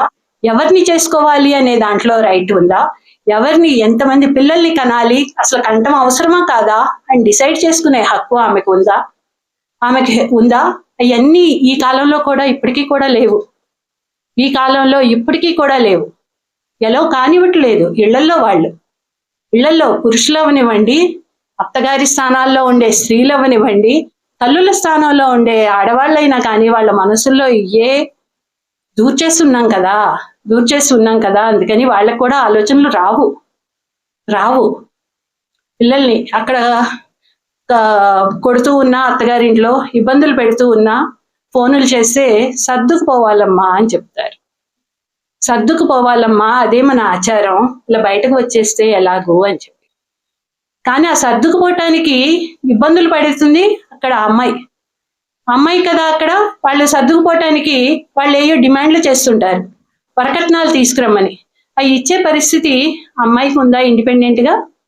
ఆ స్థాయి అవి ఇవ్వాల్సిన వాళ్ళు ఇటు తల్లిదండ్రులు, అమ్మాయి తల్లిదండ్రులు ఇచ్చే పరిస్థితి లేదు అని చెప్పి అమ్మాయికి తెలుసు. వాళ్ళు మేము ఇవ్వలేము, నువ్వే సర్దుకుపోమ్మా అంటారు. సర్దుకుపోమ్మా అంటే ఏంటి? నిన్ను అక్కడ కొడుతూ ఉన్నా భరించు, నువ్వు అక్కడే ఉండు, నువ్వు మా ఇంటికి వస్తే నిన్ను మళ్ళా మేము భరించలేము, నీ భారం మేము తీసుకోము, మా చుట్టుపక్కల వాళ్ళు ఏమనుకుంటారో, మా పరువు ఏమైపోతుంది, మిగిలిన పిల్లలకి పెళ్ళిళ్ళు ఎలా అవ్వవు, కాబట్టి నువ్వు అక్కడే చచ్చినా కొట్టినా ఏం చేసినా అక్కడే పడుండు అని చెప్పే సలహాలు చెప్తూ ఉంటారు. ఇవన్నీ స్త్రీల హక్కులు ఏమైపోతున్నాయి? అసలు హక్కులు అంటూ ఉన్నాయా మాకు? అసలు ఏమన్నా ఉన్నాయా? బేసిక్ రైట్స్ ఉన్నాయన్న భ్రమలో ఉంటున్నాం. అసలు హక్కులు అన్నవి ఉంటున్నాయా? హక్కు అనేది మాట్లాడటానికి అసలు అవకాశం ఉందా స్త్రీకి? ఈక్వాలిటీకి ఇలా వెళ్ళాలి అంటే 138 years పడుతుంది అని చెప్పి లెక్కలు చెబుతున్నాయి. మన దేశం ఈక్వాలిటీలో, స్త్రీ పురుషుల ఈక్వాలిటీలో ముందుకు వెళ్ళాలి అంటే ఇంకా 138 సంవత్సరాలు పడుతుంది అని. కానీ ఇప్పుడు ఉన్న గవర్నమెంట్స్ అవన్నీ ఇంకా పేట్రియార్కియల్ థింకింగ్ని వాటిని మన బుర్రల్లోకి ఎక్కిస్తూ, స్త్రీలు బయటకు వస్తే, ఉద్యమాలు చేస్తే మీరు ఎలా మాట్లాడుతున్నారు, ఏం చేస్తున్నారు, ఏం అబ్యూజులు చేస్తున్నారు, ఎట్లా ఉంటున్నారు అని చెప్పి మనకి ఇంబైబ్ చేస్తూ ఉంటారు ప్రతి ఒక్కళ్ళు. మీరు బయటకు వచ్చారా మిమ్మల్ని రేపులు చేస్తాం అని బెదిరిస్తున్నారు, వెంటబడుతున్నారు ట్రోలింగ్లు అన్న పేరుతో. ఒక బయటకు వచ్చి కొంచెం ధైర్యంగా మాట్లాడే ఉండే స్త్రీని వెంటబడి వేధిస్తున్నారు ట్రోలింగుల పేరుతో. వేధిస్తుంటే ఏం చేస్తున్నారు వాళ్ళు? మమ్మల్ని క్షమించండి బాబోయ్, మేము తప్పుగా చేశాము అని చెప్పి బ్రతిమలాడుకుంటున్నారు. ఇలాంటి సమాజమా మనం కోరుకుంటుంది? ఇలాంటి పరిస్థితుల మన స్త్రీలకి మనం కోరుకుంటుంది? చూసి సంతోషపడినంతసేపు పట్టలేదు. వీళ్ళు బయటకు వచ్చారు, విద్యార్థులు ఉద్యమాలు చేస్తున్నారు, మన రైట్స్ గురించి యువతరం అంతా నిర్వీర్యం అయిపోతుంది, రీల్స్ చేసుకుంటున్నారు, పాడైపోతున్నారు అని అనుకుంటున్న తరుణంలో వాళ్ళు బయటకి ఉద్యమానికి వచ్చి ఆ రీల్స్ చేసుకుంటూనే సరదాలు సంతోషాలు చేసుకుంటాం, ఉద్యమాలు కూడా చేస్తాం, ఒకళ్ళని అకౌంటబుల్ గా చేస్తాము అని చెప్పి వాళ్ళు తీయగలిగారు గవర్నమెంట్ని, ప్రభుత్వాన్ని లొంగ తీసి వచ్చిన తర్వాత చేతగాని ప్రభుత్వాలు ఏం చేస్తున్నాయి? దమనకాండ చేసి వాళ్ళని చెల్లాచెదరు చేయడానికి ప్రయత్నం చేసినాయి. ఆ తర్వాత వీళ్ళ ప్రైవేట్ ఆర్మీలు, ట్రోలింగ్ ఆర్మీలని వాళ్ళ మీద ఉసిగొలుపుతుంటే ఏం చేస్తున్నారు? చిన్న చిన్న పిల్లలు బ్రతిమలాడుకుంటున్నారు, మమ్మల్ని వదిలిపెట్టండి బాబో అని. మమ్మల్ని ఇంకా ఇంత, మా హింసలు చాలు, మా ప్రైవేట్ మా పిల్లలు మా తల్లులు ఇష్టం వచ్చిన పేర్లతో తిట్టటాలు అవన్నీ కూడా మొదలెడుతున్నారు. వైలెన్స్ ఎంత ఎక్కువైపోతూ ఉంది స్త్రీల మీద. వైలెన్స్ చదువుకుంటున్న స్త్రీలు, యూనివర్సిటీలు, కాలేజీల్లో చదువుకుంటున్న స్త్రీలు సాయంత్రాలు బయటకు రావాలంటే భయపడే పరిస్థితులు. రాత్రిపూట కాదు, దిశ జరిగింది ఈవినింగ్ 9 o'clock టైంలో కాదా? అదేమో అర్ధరాత్రి ఏం కాదు, ఇంకా అప్పటికి 7 between 9 and ఆ టైంలోనే. పగలు ఆర్జేకర్ ఇన్సిడెంట్ కోల్కతాలో జరిగింది అంటే అది ఒక ఉద్యోగం చేసుకుంటున్న మహిళ, ఒక డాక్టర్ 34-36 గంటలు డ్యూటీలో ఉన్న ఆమె మీద అక్కడ ఉన్న వాళ్ళే అత్యాచారం చేయగలిగారు అంటే పనిచేసే చోట అసలు సేఫ్టీ ఉందా, సెక్యూరిటీ ఉందా? మాకు బయటికి పనికి వెళ్తున్నాము అంటే అక్కడ కూడా మమ్మల్ని గౌరవంగా చూస్తున్నారా? ఎట్లాంటి వాటికి గురి చేస్తున్నారు? లైంగిక వేధింపులు ఏ స్థాయిలో ఉంటున్నాయి? సెక్షువల్ హెరాస్మెంట్ అన్నది ఏ స్థాయిలో ఉంటున్నాయి? నిన్న Tarun Tejpal, Tehelka editor, sexual harassment కేసులో ఆయనకి కన్విక్షన్ వచ్చింది. అది 10 సంవత్సరాలు దాటి ట్రయల్లు ఈ కార్యక్రమం అంతా నడిచాక. కానీ బ్రిజ్భూషణ్ మినిస్టర్ ఆయనదేమైంది? ఎక్విటల్ అయింది. బోల్డ్ మంది క్రీడాకారులు ప్రొటెస్టులు చేశారు, రోడ్ల మీదకి వచ్చారు, జంతర్ మంతర్ దగ్గర ప్రొటెస్టులు అన్నీ చేసిన తర్వాత కూడా ఏమన్నా ఆయన్ని రిమూవ్ చేయటం అన్నా జరిగిందా? ఆయన్ని అసలు ఏమన్నా సస్పెన్షన్ చేశారా, రిమూవ్ చేశారా, అధికారంలోంచి తీసేశారా, ఏమన్నా చేశారా? అలాంటిది గవర్నమెంట్ ఎక్కడైతే అధికారంలో ఉందో వాళ్ళు రావటానికి బిల్కిస్ బానో వదంతం వాళ్ళని బయటకు తీసుకువచ్చారు. కన్విక్ట్స్ని, లైఫ్ లాంగ్ సెంటెన్స్ ఇచ్చిన వాళ్ళని కూడా, జీవితకాలం సెంటెన్స్ ఇచ్చిన వాళ్ళని కూడా బయటకు తీసుకొచ్చి, బయటకి తీసుకురావటమే కాదు, పెరోల్ ఇవ్వటమే కాదు, వాళ్ళకి దండలు వేస్తున్నారు. గొప్ప కార్యాలు చేశామని చెప్పి వాళ్ళని అభినందిస్తున్నారు. ఏం సమాజం ఎటువైపు పోతుంది? మనం ముందుకు వెళ్తున్నామా, వెనక్కి వెళ్తున్నామా? కాశ్మీర్లో కథువా ఇన్సిడెంట్ జరిగితే ఆ ముద్దాయిలందరికీ లాయర్లు కూడా దండలు వేసి ఊరేగింపు చేశారు. పొలిటికల్ పార్టీస్ అన్ని సపోర్ట్ చేసినాయి. ఎలా చేయగలుగుతున్నాయి? ఒక రేపిస్టులకి వాళ్ళకి సపోర్టింగ్ గా ఊరేగింపులు, ఉద్యమాలు కూడా ఎలా చేస్తున్నారు? వ్యతిరేకంగా ఉద్యమాలు చేశారు నిర్భయ టైంలో అయ్యి. కానీ వాళ్ళకి ఇప్పుడు కాలంలో ఇప్పుడు ఇంకా ప్రోగ్రెస్ అవుతున్నామా, వెనక్కి వెళ్తున్నామా? మరి మీరే చెప్పాలి. వాళ్ళని సపోర్ట్ చేస్తూ ర్యాలీలు తీస్తున్నారు, వాళ్ళని సపోర్ట్ చేస్తూ ప్రైవేట్ ఆర్మీలు నడిపిస్తున్నారు, స్త్రీలను వెంటబడి వేధిస్తూ ఉన్నారు. ఈ రకమైన ఈ స్త్రీలలో సమానత్వం ఉందా? సమానత్వం లేకుండా మిమ్మల్ని ప్రొటెక్ట్ చేయాలంటే మీరు జాగ్రత్తగా ఇంట్లో ఉండండి, బయటకు రాబాకండి, అదే మేము చెప్తుంది అంటున్నారు. అదే సొల్యూషన్. స్త్రీలను మళ్ళా ఇంట్లోకి బ్యాక్కి తీసుకువెళ్ళి ఇన్ని సంవత్సరాలు కష్టపడి తెచ్చుకున్న మార్పుల్ని వాటిని మళ్ళా వెనక్కి వెళ్ళిపోయి మీరు ఇంట్లో కన్ఫైన్ అవ్వండి, మీ సెక్యూరిటీ కోసమే మేము చెబుతున్నాం, మీ మంచి కోసమే చెప్తున్నాం, సాయంత్రాలు మీరు తిరగొద్దు, బయటకు తిరగొద్దు అని చెప్పి సమాజం ఎట్లాంటి మార్పు కావాలి? మన పురుషుల్ని, వాటిని ఆలోచనల్ని, అలాంటి ఆలోచనలు చేసే వాళ్ళలో మార్పులు రావటం కోసం కృషి చేయాలి. అంతేకాని మమ్మల్ని ఇంట్లో కూర్చోబెట్టి మా సెక్యూరిటీ అనేటం కాదు మాకు కావాల్సింది. ఆ పురుషుల ఆలోచనల్లో మార్పు రావాలి, ఆలోచన తీరు మార్చుకోవాలి, స్త్రీల పట్ల దృక్పథం మారాలి. స్త్రీల పట్ల మనం ఏమైనా చేయొచ్చు, వైలెన్స్ చేయొచ్చు, లైంగిక హింసలకి పాల్పడవచ్చు, బయటకి వస్తే చదువుకోవటానికి బయటకు వస్తే పోకిరీల్లాగా వెంటబడి వేధించవచ్చు, వాళ్ళని ప్రేమించమని వేధించవచ్చు, వాళ్ళు ప్రేమించకపోతే యాసిడ్లు పోసి వాళ్ళ మీద దారుణాలు చేయొచ్చు, లేదు కాదు అంటే వాళ్ళ ఇళ్లకు వెళ్ళి వాళ్ళని చంపేసేయచ్చు. కాలేజీల్లో బహిరంగంగానూ చంపేస్తాం, ఇళ్లకు వెళ్ళి చంపేస్తాం. అసలు మీకు ఒక నిర్ణయించుకునే హక్కు అన్నది అసలు ఎవడు మాట్లాడు. వాడికి ఇష్టం కలిగింది అమ్మాయి ఒప్పుకోవాలి, అమ్మాయి ఒప్పుకోకపోతే నేనేమేం చేస్తాం? అసలు ఒక మనిషి అనో, ఒక ఆలోచనలు ఉంటాయి అనో, అసలు అలాంటి దృక్పథం అన్నదే తెలియకుండా పెంచుతున్నారు పిల్లల్ని కానీ వీటిని. మన మగవాళ్ళందరూ కూడా ఆ రకమైన దృక్పథంతో మనం సగం జనాభాని పాడు చేస్తున్నాం. మనం వాళ్ళ ఆలోచనల్ని దేనికి పనికిరాని వాళ్ళుగా చేస్తున్నాం. ఏవి సమాజానికి పనికి వచ్చే ఆలోచనలు కావు, సమాజం అభివృద్ధికి తోడ్పడేవి కావు. వీటన్నిటిని మార్చుకోకపోతే సమాజం ఎలా ముందుకెళ్తుంది? ఆ బేసిక్ ఆలోచనల్లో మార్పు రావాలి.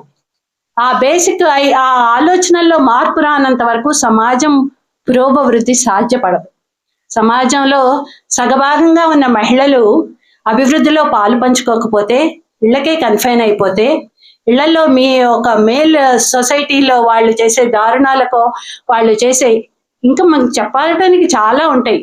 ఇంటి పనిని ఏమాత్రం చేసుకుంటారు? ఇప్పటికీ డెవలప్డ్ కంట్రీస్ అన్న వాటిల్లో కూడా స్త్రీలు జాబ్ చేసుకుంటూ 5 to 6 hours ఇంటి పని చేసుకుంటే పురుషులు అక్కడ కూడా 2 hours చేస్తుంటారు. మన దగ్గర 2 minutes కూడా చేయరనుకోండి, అక్కడ 2 hours అన్నా చేస్తూ ఉంటారు. ఇప్పుడు కొద్దిగా ఆలోచనలు మారి కొద్ది మంది పురుషులు పిల్లల్ని కాస్త ఎత్తుకోటాలు, పెంచటాలు, డైపర్లు మార్చటాలు, ట్రైన్లో వెళ్తున్నప్పుడు కొంచెం సాయం చేయటాలు అవన్నీ చూస్తున్నాం. కానీ ఇది చాలా తక్కువ శాతంలో ఉన్నారు. ఇంకా ఎక్కువ శాతంలో మార్పు వస్తే తప్పితే స్త్రీలు బయటికి రాలేరు. వాళ్ళు కూడా సరైన విధంగా సమాజాన్ని ముందుకు తీసుకువెళ్ళడానికి తోడ్పడలేరు. దీనికి పురుషుల ఆలోచనల్లో, స్త్రీల ఆలోచనల్లో, అందరి ఆలోచనల్లో కూడా మార్పు రావాలి. ఆ మార్పు రావటానికి ఇట్లాంటి మీటింగులు ఇవి కూడా సహాయపడతాయి అని చెప్పి ఆశిస్తూ ఉన్నాను. Thank you.